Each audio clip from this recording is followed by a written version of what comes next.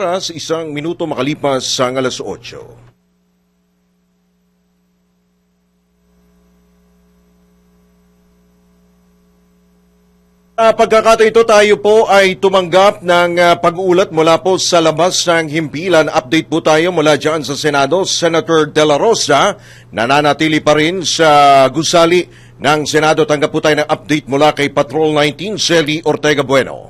Manatili magdamag sa loob ng Senado, Senator Ronald Bato de la Rosa na kasalukuyang nasa protective custody ng Senado.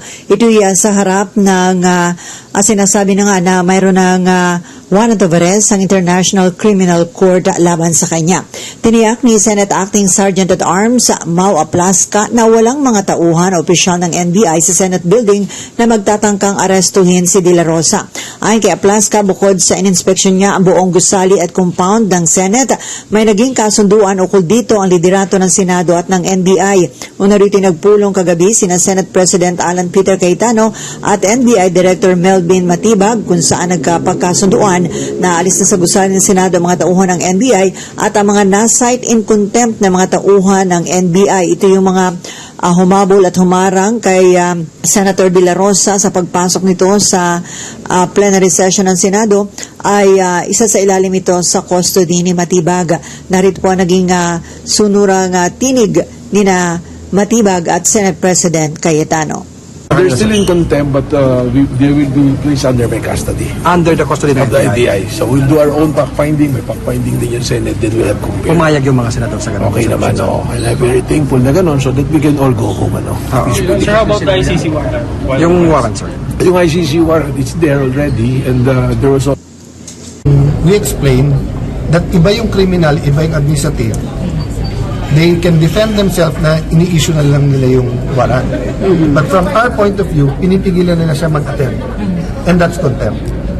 Kasi hindi mo pwedeng, hiwalay pa dyan yung, yung sa revised penal code na yung parliamentary immunity or whatever other crime. Ang point namin, we're holding in contempt kasi pwede naman kayo umakyat eh. Pwede naman kayo magsabi sa SecGen, sa saan na may inaresto kayo. Hindi, nakipaghabulan kayo eh. Diba? Ang sinasabi nila, hindi naman sa session hall. Sabi namin, anywhere inside the Senate, it's the same. Pangatlong issue nga, that whoever ng bugbog, there's no place for that. They have to be punished. Doon naman agree kami pareho. Fact-finding lang. Okay. Samantala, sinabi ni Aplasca na asahan na mas mahigpit ang seguridad ng Senado. Mas mahigpit ang magiging pagsusuri sa mga ID at i-check ang mga papasok sa Senado katulad ng elevated alert status. Ito sa Patrol 19, Shelly Ortega Bueno para sa impilang metodong nasa DWIC. Nagbabalita ng tama, naglilingkod ng tama. Yan po ang tamang balita sa oras na ito. Mag-follow at subscribe sa lahat ng DWIZ News digital accounts, Facebook, Instagram, YouTube, TikTok, X, DWIZ News app at DWIZ News website. Ako po, si Drew Nasino, nagbabalita ng tama, naglilingkod ng tama. DWIZ!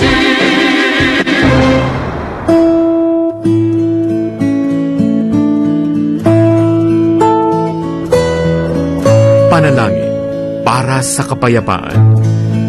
Ina ng lahat ng mga bansa.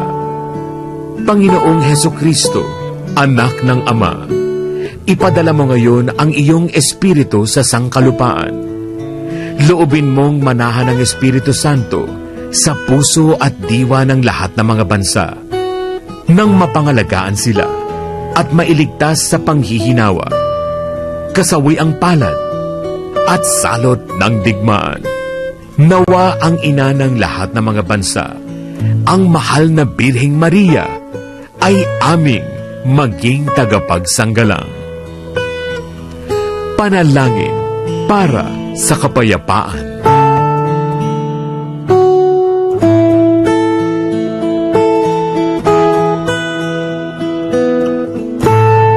Ang programang ito ay hatid sa inyo ng PAGCOR.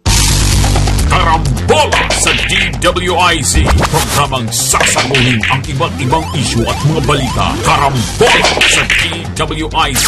Tatalakayin, hihimayin at pagtatalunan ang iba't ibang mga isyu. Karambola sa DWIZ.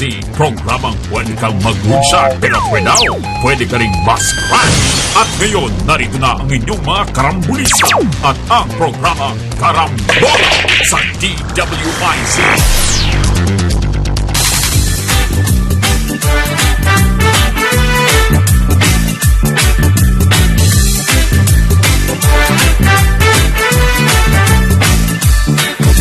Pagising sa umaga kasabay ng almusal, nakatutok sa programang may kabuluhan. Walang paligoy-ligoy, diretsyo na sa punto. Walang peke dito, totoong balita lamang. Astig na pananaw at malayang pamamahayag. Naguulat, hinihimay ang mga issue. Mga kababayan, ang inyong karambulista, Jonathan De La Cruz at si Conrad Banal.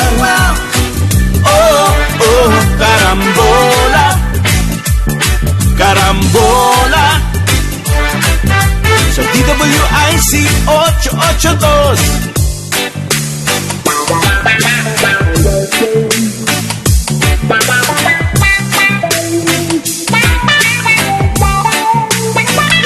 Umaga, Karambola, May 12, 2026, Martes. Kasama natin Jonathan De La Cruz, Joel Laksamana, ang ating Tuesday special, Professor Astro del Castillo. Astro na lang daw. Astro na lang daw. Professor Astro del Castillo. I insist. May gravitas. Professor. Mapapakinggan ang Karambola sa DWIZ 882 kHz sa Metro at Mega Manila. Maaari rin mapakinggan audio stream sa ating news website www.dwiz882am.com. Live tayo Facebook, YouTube. Follow, subscribe, like, share, and comment. Okay, mapapanood din ang Karambola sa Digital Free TV Aliw Channel 23. Meron sa DWIZ News TV sa Metro at Mega Manila. Meron din yan sa Signal Satellite TV Plus, Sulit TV at GMA for the Box. Good morning, Good morning. Magandang umaga po sa inyo lahat. Mainit ang ulo ng tambayan. Oo. Good morning. Ano ba nangyayari sa ating? Di lang mainit, puyat. Ako po yan.